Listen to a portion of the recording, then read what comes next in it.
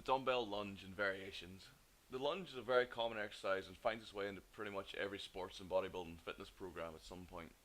It's a great knee health exercise that puts the knee in a laterally unstable position, meaning the muscles that might not be worked in a bilateral exercise get activated, so it might be of use to some strength athletes. Some of the progressions we will be discussing are also great for hammering the glutes.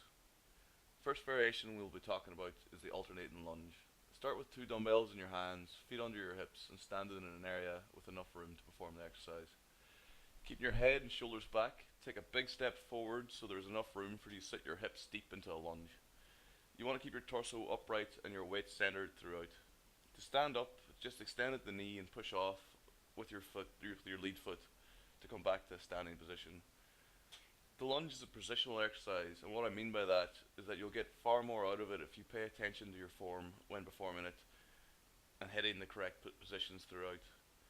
Don't really worry about the weight, as putting the weight up too fast on this exercise will just compromise your position and thus compromise the effectiveness of this exercise.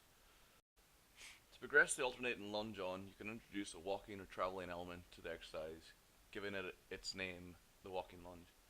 You will need a good bit of space to perform this exercise. Stand facing where you will be going and start lunging. Again, you are looking for the same coaching points.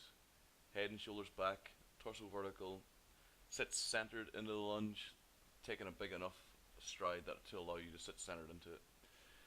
In the walking lunge, you want to keep the reps continuous. The turnover from one lunge to the other seems to really hammer the bum. I normally find it pretty hard to get DOMs in my glutes, but this exercise does the job pretty much every time. This is a great variation for anyone with a sprint element to their sport, as if you're anal with the positions they come through, you can target some of the same muscles involved in the sprinting gait in a novel manner. Finally, the reverse lunge. This is pretty much identical to the alternating lunge, however it is easier to control since there isn't as much need to decelerate during the movement. Since it is easier to control, you can load it up a bit more when compared to the forward or alternating lunge. Again, similar coaching points, head and shoulders up, torso as upright as possible, take a big step back and sit back into the lunge, keeping your weight as centered as possible. You can perform this exercise off a small box, which will increase drastically the depth of the lunge. This will involve the glutes to a much greater extent due to the increased hip angle.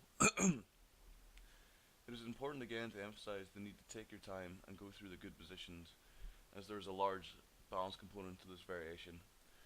This variation is a favorite of mine for lifters who struggle with knee control on squats, bowing inward specifically, or for people who are carrying knee problems and can't squat heavy, since it is still very challenging, but there isn't a need for a great amount of load.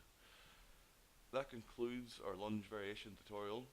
Any comments or questions, leave them in the comments section or send me an email, and I'll see you next time.